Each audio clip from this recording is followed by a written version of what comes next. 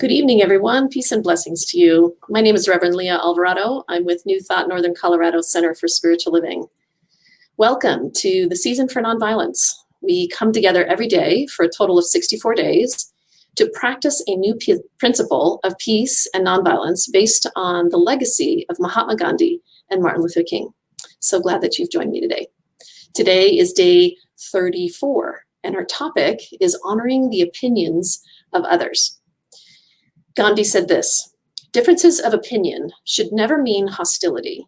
If they did, my wife and I should be sworn enemies of one another." Disagreement is a daily fact of life for all of us. Each of us have different life experiences and different beliefs because of those experiences. Thus, each of us come to any interaction with a different reality than anyone else. This is even true in the most intimate of family relationships. Sometimes we hear someone say of a sibling, "I can't believe that they grew up in the same family."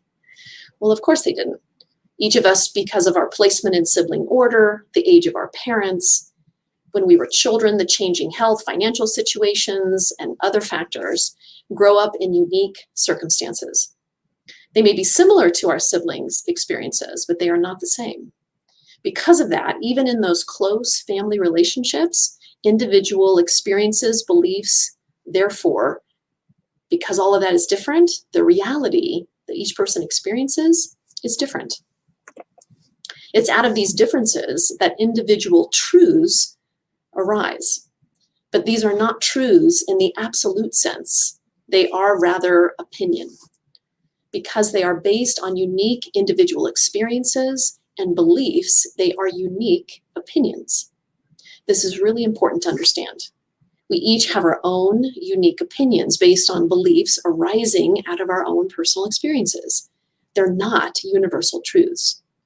All of this being true, hostility over differences of opinion is not only wrong, it defeats the very purpose of any conversation.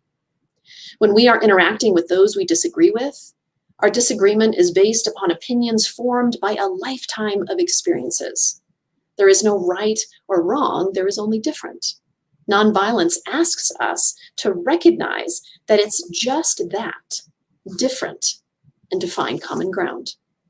The problem is that so many of us have our personal identities and our egos so invested in the truth of our opinions that we're unable to acknowledge that different doesn't mean wrong.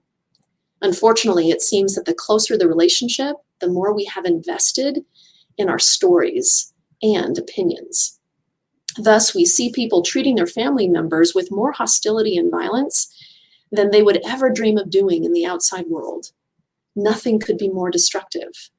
Accepting different, not wrong, and loving because of, not in spite of differences, is the key to nonviolence in all of our relationships. Learning the lessons of nonviolence in our family can prepare us for the larger work of nonviolence in the world. It's one of the gifts that our family brings us. So I have a couple of questions for us today around this topic.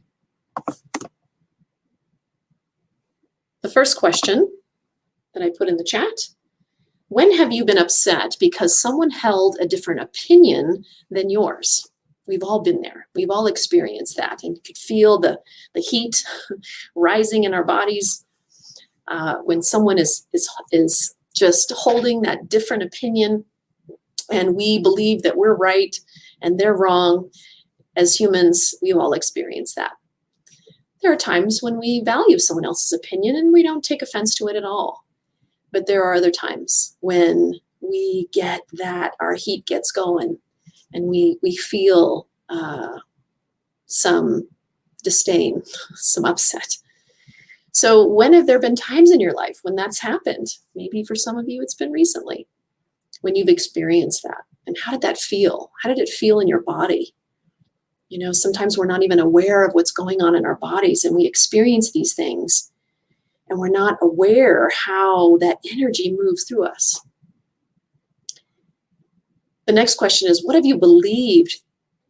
When have you believed that your opinion was the absolute truth? And this is where we get into trouble. because we believe that we're right and they're wrong. And although we may not say that outright, but how many times have you done that? Have I done that? I've totally done that, where I believe that what I'm thinking, what I'm saying, what I'm believing is the truth. And then we get into self-righteousness.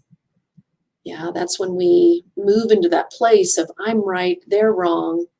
And now it may not even be someone in our own families or someone we know. It may be someone we see in the news or someone we see that triggers us.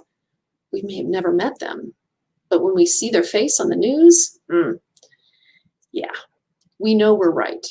And all these questions are reflection questions. Yeah, these questions are not to say that your choices or what you've been doing in the world is wrong. It's just simply to bring awareness for all of us. And how do we do this? How, we're all learning this as we go through life, as we walk this earthly plane. We are all learning. This is part of it. To recognize those moments when we are holding to those opinions as if we are right. And when we do that, there's no opening. And as Gandhi said, it's that right and wrong energy versus just different. We just have differences in opinions. We have different practices, different beliefs. So it's good to have some awareness around that. And we're all growing in so many beautiful ways as we walk this earthly walk, this spiritual journey. Our affirmative practice today, let's say that together. I'll put that. Hi, Brooke. So good to have you join me today. I'm going to add our affirmative practice, and let's say that together. So wherever you are, at home, wherever you are, there's something really powerful when we speak it out loud. So let's do this together. I will remember that my truths are merely opinions, and I will listen with an open heart and mind to the opinions of others without hostility, but with a consciousness of different, not wrong. This is the path to nonviolence. So let's just take a moment, take a deep breath. Breathing in these words, breathing in whatever is coming up for you right now. Dropping into your heart. Just noticing within yourself times in your life when this has affected you.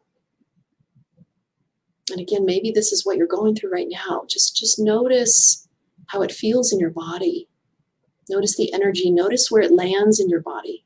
Does it land in your heart, in your chest? Is it in your stomach? Is it in your head? When we are holding that righteous energy, where does it show up and how does it feel? Oftentimes we're not even aware of the feeling and the impact that it has on our body, on our being. So just see if you can become aware of that right now. Noticing that within you.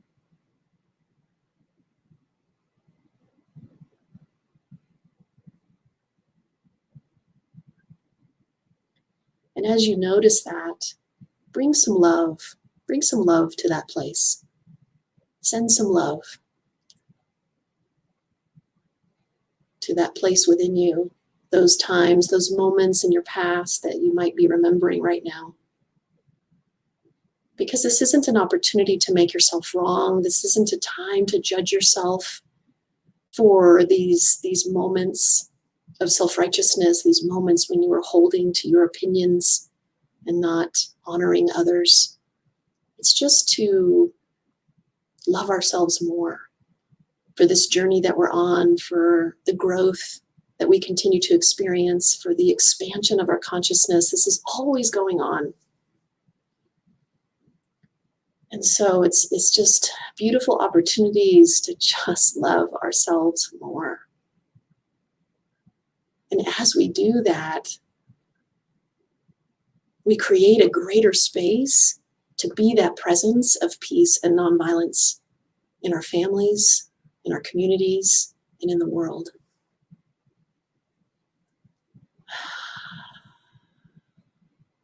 Mm. So let's just move into a few moments of silence.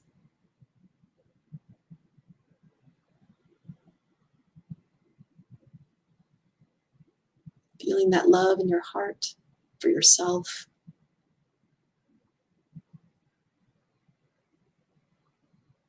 Honoring your journey. Honoring the opinions of others. Knowing that they too are on their journey.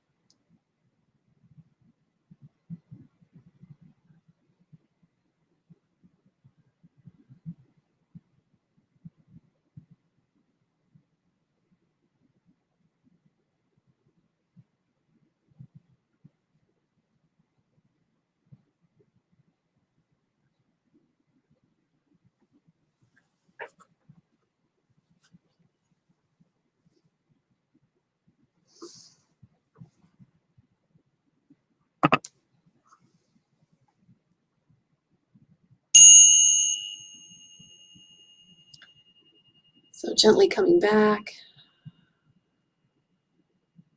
with an open and full heart. Let peace begin with you. Thank you for joining me today. Tomorrow will be day 35, and we'll be talking about honoring ourselves. Beautiful topic, yeah? Look forward to being with you again tomorrow. Have a blessed evening. Namaste.